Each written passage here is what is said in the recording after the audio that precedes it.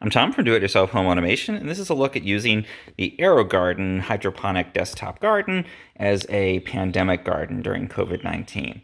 And a lot of people during COVID-19 have started to grow some of their own food. There's a lot of great tutorials online for how to do that if you have backyard space, you have a lot of room, and it's a really great thing to do in terms of sustainability and self-reliance and just avoiding some trips to the grocery store during the pandemic. But what if you live in an apartment? What if you live in a space where you're not able to garden outside? Or what if this extends into the winter in your region, or it's already the winter in your region and you need a way to grow some of your own food inside? So I'm looking at using the Aerogarden actually as a pandemic garden that you can put anywhere in a garage. You can put it in a spare bathroom, out on the landing of your apartment. Even in a cubicle if you're still going into an office. It's really pretty easy to put these anywhere, and they're little aeroponic, they call them. So it's a hydroponic garden that really maintains itself to a large extent, and I've covered the actual use of these in a lot of different videos, so you can take a look at the specifics of how to grow things in here. But what I've got going on here, I've got some pretty sizable tomato plants going on, and you can see I've got some ripe tomatoes growing on there, and really yielding quite a lot from that. And these are not dinky little tomatoes. These are pretty substantial, probably like a plum tomato size at this point now that the plants are mature. And again, this is growing in really a tiny footprint. I mean, this is in my garage. I bought a little greenhouse to put around it. You don't actually have to do that, but it helps if you're growing in a colder climate where these plants are outside at night. You can still keep them in a little greenhouse and have them grow in your garage, even if it gets relatively chilly. So this is my tomato plant.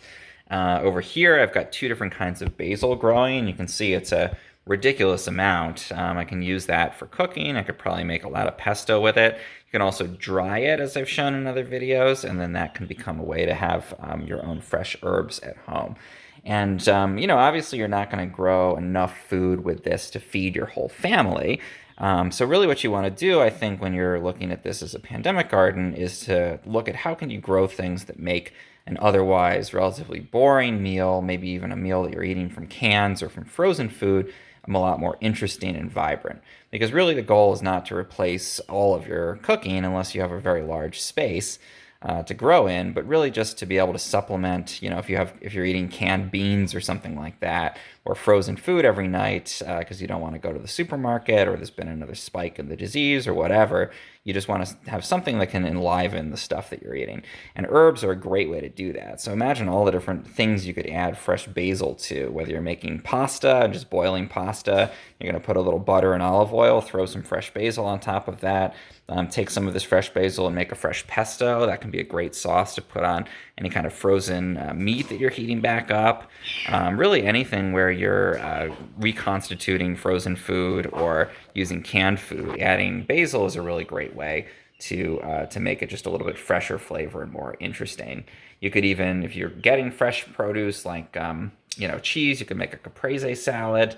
And this really is just yielding a ton of basil. So it's something you can use to supplement and add a little greenery and a little fresh flavor and variety to the different foods that you're eating. Same deal with tomatoes. Yeah, this is not going to be a nutritional level of tomatoes here.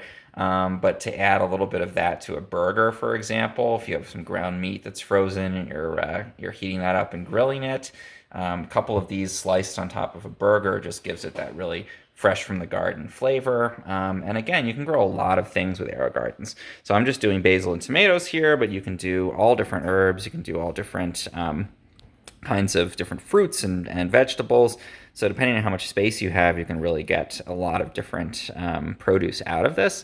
And again, if this saves you a couple trips to the grocery store to buy spices and other ingredients because it allows you to use the food you already have in your home and still make it interesting, then that's a win, and that saves you some exposure to the virus and saves other people around you from your own exposures too, and just gives you that little extra measure of self-reliance. So again, you can do this in any kind of space.